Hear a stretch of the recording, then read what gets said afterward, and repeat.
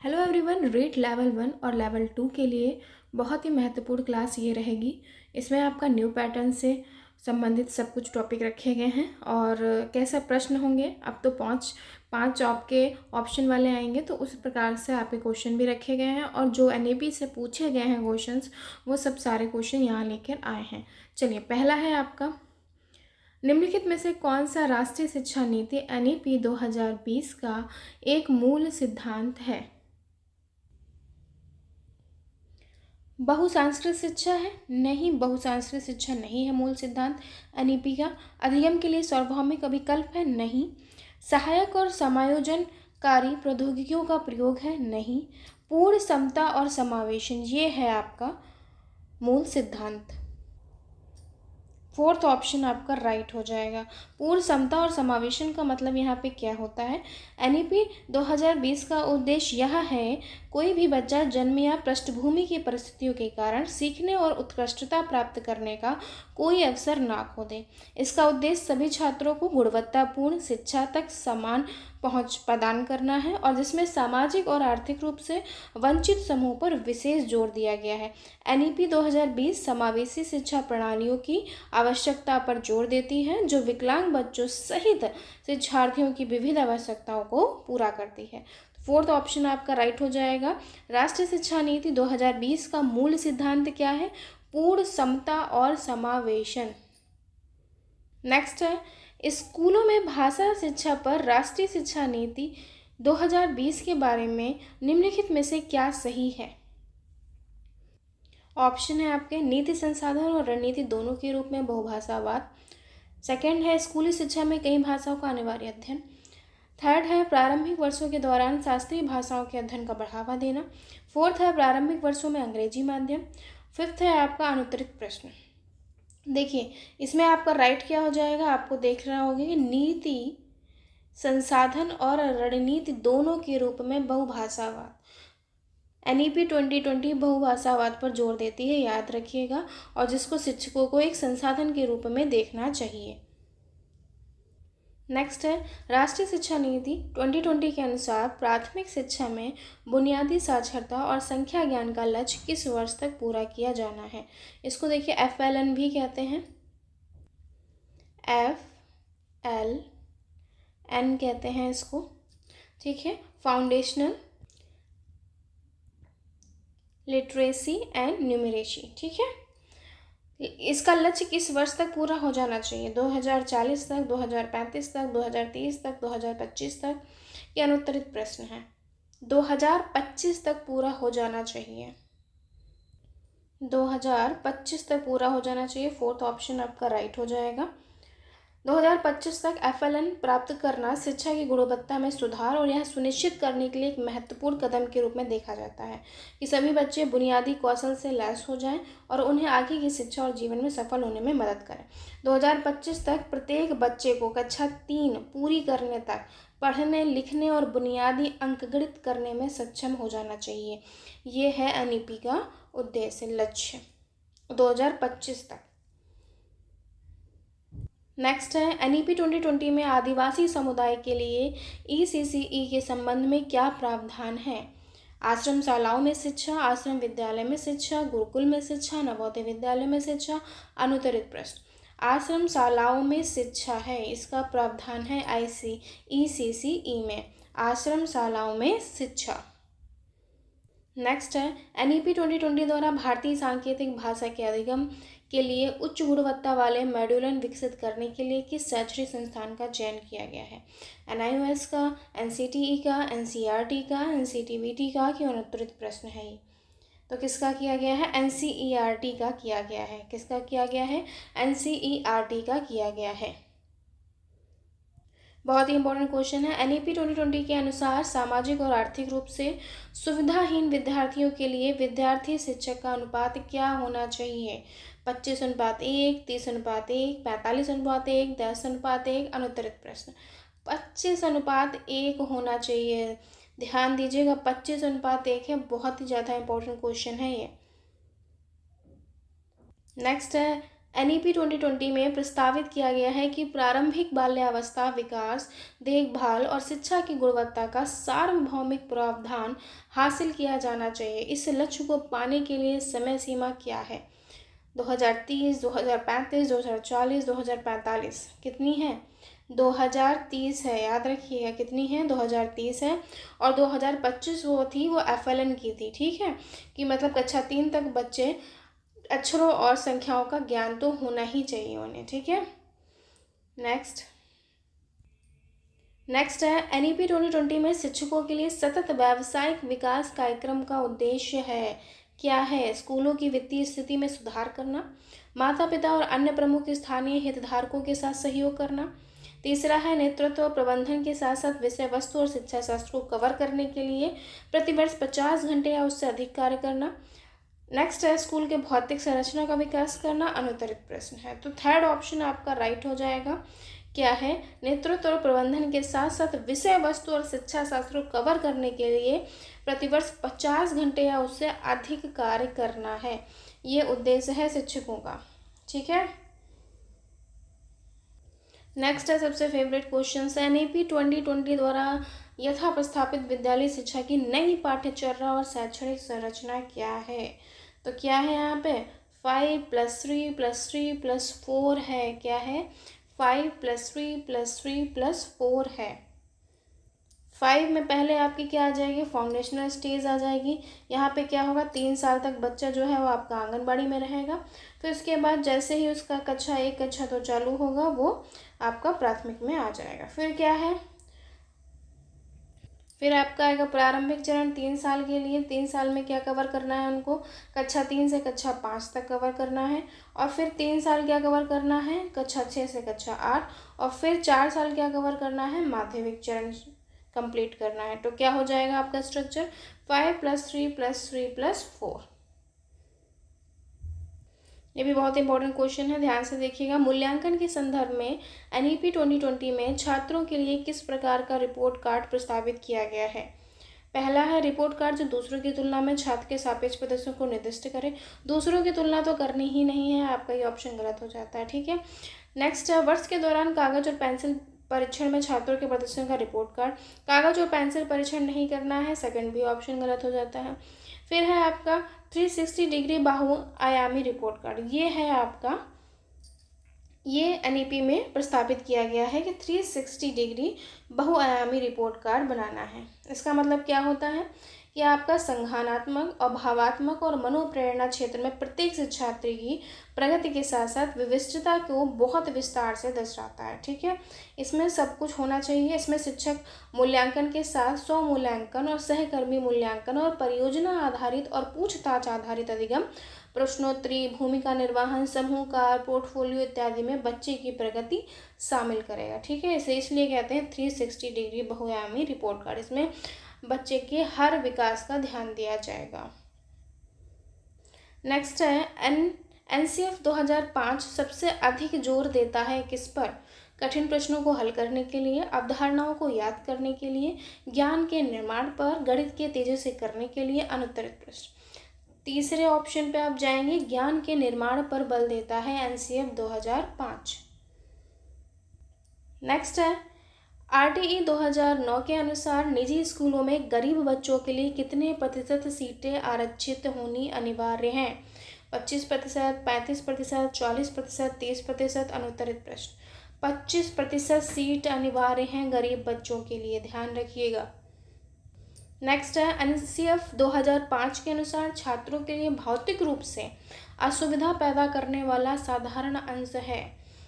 पहला है रक्षा करने वाला पाठशाला का कर्मचारी, दूसरा है समीप की पाठशाला, तीसरा है सुविधाजनक शौचालय, चौथा है अत्यधिक भारयुक्त स्कूल बैग। तो यही ऑप्शन आपका राइट हो जाएगा। अत्यधिक भारयुक्त स्कूल बैग असुविधा प्रदान करते हैं बच्चों को। नेक्स्ट है एक पाठशाला में 151 छात्र हैं। शिक्षा अधिकार कानून 2009 के अनुसार उस पाठशाला में अध्यापकों की संख्या इस प्रकार होनी चाहिए। क्या? 5 प्राथमिक अध्यापक होने चाहिए और 1 विज्ञान का अध्यापक होना चाहिए। दूसरा है आपका 4 प्राथमिक अध्यापक होने चाहिए, 1 भाषा अध्यापक होना चाहिए। तीसरा है आपका 4 प्राथमिक अध्यापक होने चाहिए, 1 प्रधान अध्यापक होना चाहिए। चौथा है आपका 5 प्राथमिक अध्यापक होने चाहिए और 1 प्रधानाध्यापक होना चाहिए। तो क्या करेंगे आप, छात्र शिक्षक का अनुपात कितना है, 30:1 है। ठीक है, तो इस हिसाब से आपके क्या होने चाहिए, 5 प्राथमिक शिक्षक होने चाहिए और 1 प्रधान शिक्षक होना चाहिए। तो ऑप्शन आपका राइट हो जाएगा कौन सा, फोर्थ ऑप्शन आपका राइट हो जाएगा। नेक्स्ट है, एनसीएफ 2005 के अनुसार को कार्य शिक्षा कहा गया है। किसको कहा गया है, कार्य अनुभव को, स्वास्थ्य शिक्षा को, व्यायाम शिक्षा को, शिक्षा के अनुभव को। शिक्षा के अनुभव को कहा गया है कार्य शिक्षा। नेक्स्ट है, शिक्षा का अधिकार कानून 2009 के अनुसार एलिमेंट्री शिक्षा में होने वाली कक्षाएं कौन सी हैं। पहला नर्सरी से 5वीं तक, दूसरा है पहली कक्षा से 8वीं कक्षा तक, तीसरा है पहली कक्षा से 5वीं कक्षा तक, नर्सरी से, और चौथा है नर्सरी से 8वीं कक्षा तक। ये अनुत्तरित प्रश्न है। देखिए, पहली कक्षा से 8वीं कक्षा तक है आपकी क्या, एलिमेंट्री एजुकेशन। नेक्स्ट है, एनसीएफ 2005 के अनुसार 5 मार्गदर्शक सिद्धांत दिए गए हैं और निम्नलिखित में से कौन सा उनमें सम्मिलित नहीं है। तो बताएंगे क्या है, पाठ्यचर्या पाठ्य पुस्तकों से परी होनी चाहिए। दूसरा है, ज्ञान को स्कूल के बाहर के जीवन से जोड़ना चाहिए। तीसरा है, अध्ययन रटन प्रणाली से जोड़कर किया जाना चाहिए। चौथा है, परीक्षा प्रणाली को लचीला बनाया जाए। पांचवा है, अनुत्तरित प्रश्न कौन नहीं होना चाहिए, रटन प्रणाली नहीं होनी चाहिए। ठीक है, जहाँ भी आपको रटन प्रणाली दिखे वहाँ तो आपको ऑप्शन ही नहीं चूज करना है। ठीक है, यहाँ पे नहीं था इसलिए ये आपका सही हो गया। नेक्स्ट है, निम्नलिखित में से कौन सी शब्दावली आरटी अधिनियम 2009 की धारा 2 से संबंधित है। उचित सरकार, 6 से 14 वर्ष की आयु के बच्चे, कमजोर वर्ग, उपयुक्त सभी। तो दूसरे ऑप्शन पे जाएंगे, 6 से 14 वर्ष की आयु के बच्चे धारा 2 से संबंधित हैं। नेक्स्ट है, 2005 के लिए राष्ट्रीय पाठ्यचर्या की रूपरेखा बहुभाषावाद को एक संसाधन के रूप में उपयोग करने की सिफारिश करता है, क्योंकि ऑप्शन है आपके, यह ये सुनिश्चित करने का तरीका है कि प्रत्येक बच्चा सुरक्षित महसूस करे, बिल्कुल सही है। दूसरा है, कोई भी भाषाई पृष्ठभूमि के कारण पीछे नहीं रहे, बिल्कुल सही है, दूसरा भी। तीसरा है आपका, यह बच्चों को स्वयं पर विश्वास करने का प्रोत्साहित करेगा, तीसरा भी सही है। तो फोर्थ ऑप्शन पे जाएंगे, उपयुक्त सभी सही हैं। नेक्स्ट है, शिक्षा का अधिकार अधिनियम 2009 के अनुसार माता पिता की वे अपने पुत्र पुत्री या पाल्य को स्कूल भेजें। क्या है, दायित्व है, कर्तव्य है, अधिकार है, इच्छा है। अनुत्तरित प्रश्न कर्तव्य है। ठीक है, क्या है, कर्तव्य है कि वह अपने पुत्र पुत्री को स्कूल भेजें। नेक्स्ट है, अब राजस्थान में बाल कल्याणकारी योजनाएं जो चल रही हैं उससे रिलेटेड क्वेश्चन देख लेते हैं। राजस्थान में देवनारायण बालिका छात्र छात्रवृत्ति प्रोत्साहन योजना का प्राथमिक उद्देश्य क्या है। देवनारायण बालिका छात्र छात्रवृत्ति प्रोत्साहन योजना का प्राथमिक उद्देश्य क्या है। क्या है, आर्थिक रूप से कमजोर परिवारों की लड़कियों में शिक्षा को बढ़ावा देना, ये है उद्देश्य। नेक्स्ट है, ग्रामीण क्षेत्रों में महिला शिक्षा को किस प्रकार समर्थन देने का लक्ष्य बालिकाओं के लिए दूरस्थ शिक्षा योजना रखती है। पहला है, प्रत्येक गांव में अधिक स्कूलों का निर्माण करके। दूसरा है, नियमित कक्षाओं में भाग लेने के लिए बालिकाओं को वित्तीय प्रोत्साहन देकर। तीसरा है, लचीले सीखने के विकल्प और वित्तीय सहायता प्रदान करके। चौथा है, ग्रामीण क्षेत्रों की सभी बालिकाओं के लिए शारीरिक उपस्थिति अनिवार्य करके। पांचवा है, अनुत्तरित प्रश्न। थर्ड ऑप्शन पे जाएंगे आप, क्या है, लचीले सीखने के विकल्प और वित्तीय सहायता प्रदान करके। नेक्स्ट है, राजस्थान में मुख्यमंत्री राजश्री योजना के निम्नलिखित में से कौन सी प्राथमिक विशेषता नहीं है। वित्तीय सहायता है, छात्रवृत्ति और प्रोत्साहन भी है, निःशुल्क आवास नहीं है। ठीक है, और ये इन्होंने शिक्षा पर ध्यान दिया है, निःशुल्क आवास इनमें नहीं आता है। नेक्स्ट है, RSCSEP राजस्थान राज्य बाल संरक्षण सशक्तिकरण कार्यक्रम वंचित बच्चों का किस प्रकार समर्थन करता है। स्कूलों के लिए मुफ्त परिवहन की पेशकश करके, शिक्षा, स्वास्थ्य सेवा और रहन सहन की लागत को कवर करने के लिए एक प्रयोजन मॉडल के माध्यम से।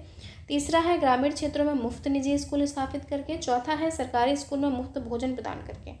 दूसरे ऑप्शन पे जाएंगे आप, क्या है, शिक्षा और स्वास्थ्य सेवा और रहन सहन की लागत को कवर करने के लिए एक प्रयोजन मॉडल के माध्यम से देखता है, समर्थन करता है। नेक्स्ट है, राजस्थान शिक्षा विभाग द्वारा किस मिशन के तहत खाली क्लास में विद्यार्थियों को वीडियो के जरिए सिलेबस पूरा करवाया जाएगा?